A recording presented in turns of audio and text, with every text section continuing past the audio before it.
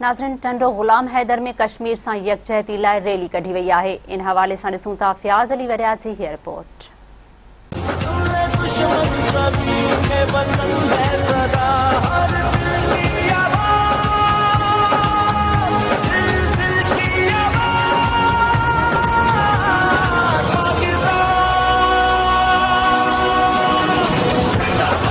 टंडो गुलाम हैदर में कश्मीर सां यकजहती के हवाले से टंडो गुलाम हैदर सिटी का टाउन कमेटी ताईं पैदल रैली कढी, जंहिंमें town chairman Mehboob Khan Chang, vice chairman Mohammad Aslam Notkani, SHO Irshad Shahani ऐं स्कूलनि जा उस्ताद ऐं शागिर्द ऐं काउंसलर ॿियनि सवें इलाइक़े वासियुनि शिरकत कई। उन मौक़े ते मेहरान TV सां ॻाल्हाईंदे चयो त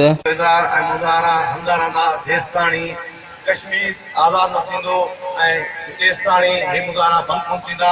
ऐं असां मोदी खे ॿुधाइण था चाहियूं त तो जेको ज़ुल्म ऐं तशद्दुद कयो आहे, मज़लूम कश्मीरनि सां ज़्यादतियूं जो कयूं, इहे बंदि कयूं वञनि।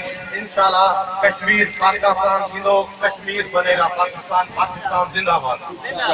ऐं अॼु इंडिया इन आज़ाद मक़बूजा कश्मीर ते कब्ज़ो करे इहो शइ वाज़े करे छॾी त कश्मीर कॾहिं बि इंडिया जो हिसो न रहियो ऐं आलमी दुनिया खे ऐं जेके 1947 जी जेका करारदाद आहे, जेके अक़वाम मुतहिदा में जेका पेश कई वई, असां चाहियूं था त जीअं कश्मीरी चाहिनि था उन्हनि खे उन्हनि जे रज़ा ख़ातिर ऐं उन्हनि जे जेको आहे उन्हनि खे इहे हक़ मिलणु खपनि।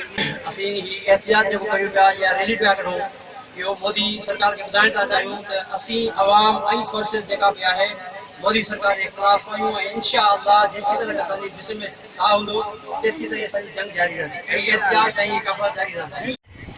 असां जी जेका रैली कढी आहे कश्मीरियुनि जे यकजहती लाइ ऐं इंशाअल्लाह असां मोदी खे ॿुधाइण चाहियूं था त जेकॾहिं कश्मीर सां ज़ुल्म बंदि न कयो वियो त असां पाकिस्तान पीपल्स पार्टी ऐं पाकिस्तान जी आवाम ऐं आर्मी गॾिजी मुंहुं तोड़ उनखे जवाबु ॾींदासीं। असांजो मक़सदु सिर्फ़ु आहे रोडनि ते ऐं रस्तनि ते निकिरण जो इहो आहे त असां पाकिस्तान जी आवाम, पाकिस्तान जो बचो कश्मीर सां गॾु आहे। कश्मीर जे हर दुख ऐं सुख में असां हर